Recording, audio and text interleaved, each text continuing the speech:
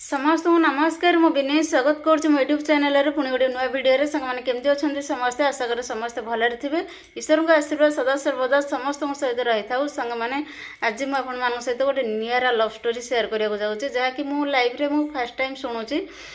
देखी खाली शुणिनी तो आपण मानकु शुणिया को बहुत अलग लगे ये कहानीटी एक्चुअली यहाँ मु मन गुड़ा कि मो मनरू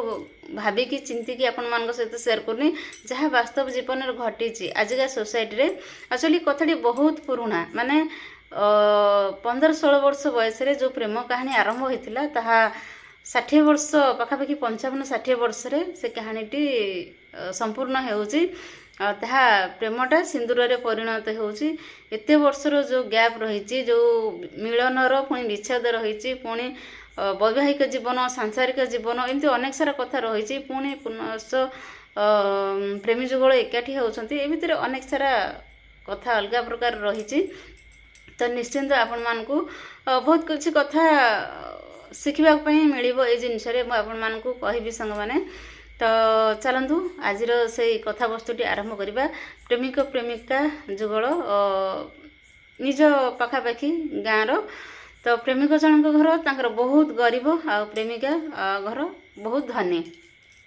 तो जेहेतु से वैवाहिक बयस हो जाइए झील घर चाहती भल बरपात्र मिले बाहर करदेव हाथ को दिहत करदेव समस्त घर यहाँ नॉर्मली थाए तो जेहेतु झील घर चाहती किंतु पुओ घर स्टैंडर्ड बिलो तो सी निहाती भाव चेष्टा करी मु बाहर को जी किसी पैसा रोजगार करी निजर घर परिवार को स्ट्रंग करी तापर गोटे झील को हाथ धरिकी निज घर को आनबी तो यह भाविकी से जाइछंती बाहर को किंतु सेतेबेले कोन ना मोबाइल फोन जमाना नथिला लैंडलाइन फोन कुचित परिमाण रे थिला किंतु बेसी माध्यम थिला कोन ना चिट्ठी तो संग माने चिट्ठीटा एते संभवपर न थाए कारण बहुत पुराना कथा ना तो कौन है सांग मैंने जितेबले से पुअर कौन खोज खबर आ न था ये झील पाखे किंतु झी अंतर पुओ को भल पाऊँ पुओ भी अंतर झी को पसंद कर भल पाइबाटा तांकर आंतरिकता हृदय भल पाइबाटा तो जितेबले झीटी मन भितर से पुओ को रखी किंतु पारिवारिक बाध्यबाधकतार से अन्यत्र बाहा होउची केते दिन बा अपेक्षा करिवो तो जितेबले बाहा हो जाउची परिवार कथारे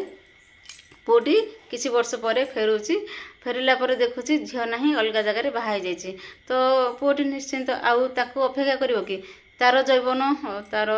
बयस भी गड़ुची ना तापी पुणी गोटे स्त्रीटे दरकार होउची तो से निहाती भाव में आउ गोटे झील को बाहा होउछंती बाहा हला पर से तांको सांसारिक जीवन रे ये आंकर सांसारिक जीवन रे तो सांग माने जितेबले ये जो प्रेमिका जनक बाहाई बाहरला पर किसी वर्ष पर स्वामी डेथ हो जाऊँगी तो जिते डेथ हो जाऊँगी आ पुओ ना केवल गोटे झील थिले ये जो प्रेमिक जनकर गोटे झील गोटे पुओ होते तो तांको जो झील प्रेमिक जनकर झील मैरेज कर जाइछंती प्रेमिका जनकर झील भी मैरेज कर जाइछंती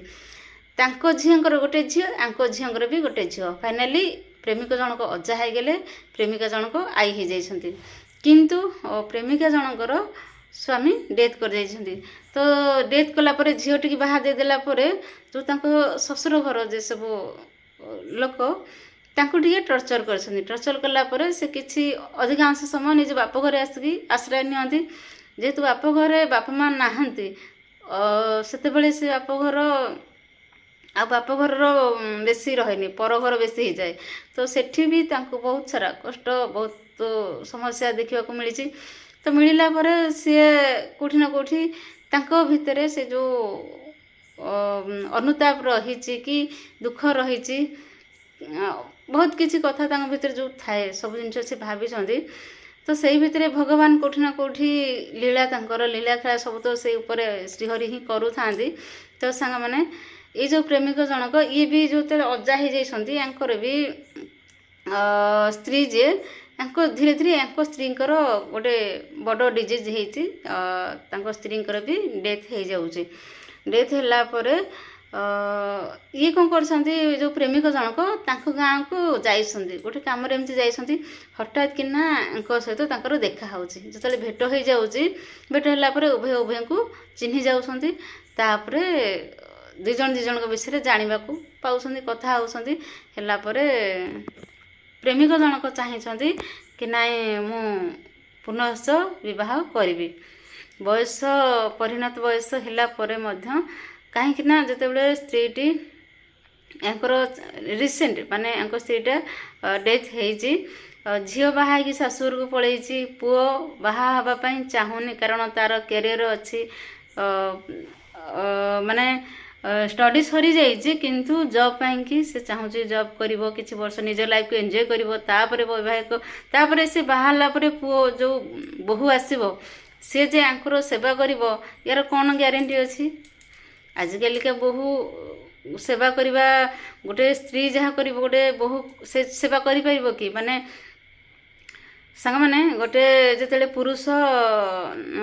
କିଛି ରୋଗାଗ୍ରସ୍ତ ହୁଏ ତାର ରୋଗ ବ୍ୟାଧି ଜର ବ୍ୟାଧି ହୁଏ ତ ସେତେବେଳେ ସେ ନିଜ ମା ଭଉଣୀ ସ୍ତ୍ରୀ ଏମାନେ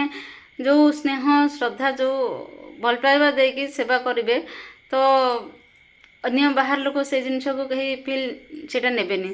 ତ କେଉଁଠି ନା କେଉଁଠି ସେ ଯାହା ଡିସିସନ୍ ନେଇଛନ୍ତି ଉଚିତ ଡିସିସନ୍ ନେଇଛନ୍ତି ସେ ତାଙ୍କ ସେଇ ପ୍ରେମିକାକୁ ପ୍ରସ୍ତାବ ଦେଇଛନ୍ତି ପ୍ରେମିକା ଜଣକ ତାଙ୍କ କଥାରେ ରାଜି ହେଇଛନ୍ତି ଏଥିପାଇଁ କି ସିଏ ବି ବେସାହାରା ଅଛନ୍ତି ସିଏ ବି ନିଜ ପର ଉପରେ ନିର୍ଭର କରୁଛନ୍ତି ବହୁତ ହତାଦାର ହେଉଛନ୍ତି ସିଏ ବି ଚାହିଁଛନ୍ତି ନାଇଁ ମୁଁ ଏଠିକି ଗଲା ପରେ କାଳେ ଭଗବାନ ମୋତେ ପୁଣି ମୋର ସୁଖ କିଛି ଦିନ ଫେରେଇ ଆଣିବେ କି ଫେରେଇ ଦେବେ କି ପୁଣି ମୁଁ କିଛି ଦିନ ସୁଖରେ ବଞ୍ଚିପାରିବି କି ତ ଫାଇନାଲି ସବୁ ଜିନିଷ ହେଇଛି ସାଙ୍ଗମାନେ ତାଙ୍କ ଦୁଇ ଜଣଙ୍କର ଇଚ୍ଛା ତାଙ୍କ ଦୁଇ ଜଣଙ୍କର ଭାବନା ସବୁ କିଛି ସତ ହେଇଛି ଏବେ ବି ସେମାନେ ସୁଖ ଶାନ୍ତିରେ ସାଂସାରିକ ଜୀବନ ବିତାଉଛନ୍ତି ସେ ଯେଉଁ ପୁଅ ୟାଙ୍କୁ ବି ମା ରୂପେ ସ୍ୱୀକାର କରିଛି ଇଏ ବି ନିଜର ଯେଉଁ ପ୍ରେମିକା ତାଙ୍କ ପ୍ରେମିକର ପୁଅକୁ ନିଜ ପୁଅ ରୂପରେ ସ୍ୱୀକାର କରିଛନ୍ତି ତାକୁ ସେଇ ପରିମାଣରେ ସ୍ନେହ ଶ୍ରଦ୍ଧା ଭଲ ପାଇବା ଦେଉଛନ୍ତି ଯେଉଁଥିପାଇଁ କି ସେ ବି ମା ରୂପରେ ୟାଙ୍କୁ ବି ସମ୍ବୋଧନ କରୁଛି ସବୁ ଜିନିଷ ଏବେ ସମ୍ପୂର୍ଣ୍ଣ ଠିକ୍ ଠାକ୍ ଚାଲିଛି ତ ସାଙ୍ଗମାନେ ଇଏ ହେଉଛି ଗୋଟେ ସୁନ୍ଦର କାହାଣୀ ସମାଜ ଅନେକ କଥା କହିଲା ଏ ବୟସରେ ବାହା ହେବା ଅମକ ସମକ ଦେଶ ଅନେକ କଥା କହିଲା କିନ୍ତୁ ପଡ଼ିଗଲେ କେହି 2 ଦିନ ଯାଇକି ଠିଆ ହେବେନି ତମେ ଉପବାସ ରହିଛ ଆଜି ରୋଷେଇ କରିନ ଖାଇନ କେହି ନେଇକି 8 ଦିନ ତୁମକୁ ଦେବେନି ଦିନେ ଓଳିଏ କଥା ଅଲଗା କହିବା କଥା ସହଜ କିନ୍ତୁ ଏ ହେଉଛି ଆମ ସମାଜ ଏ ହେଉଛି ଦୁନିଆ ତ ଆମକୁ ଆମ କଥାରେ ଆମ ପାଇଁ ଉଚିତ କେଉଁଟା ଆମ ପାଇଁ ଅନୁଚିତ କେଉଁଟା ସେଟା ଆମେ ସେଟା ଠିକ୍ ନିଷ୍ପତ୍ତି ନେବା ଉଚିତ ତ ସାଙ୍ଗମାନେ ଏଥିରେ ଆଜିର କେତେ କଥା ରହିଲି ନମସ୍କାର।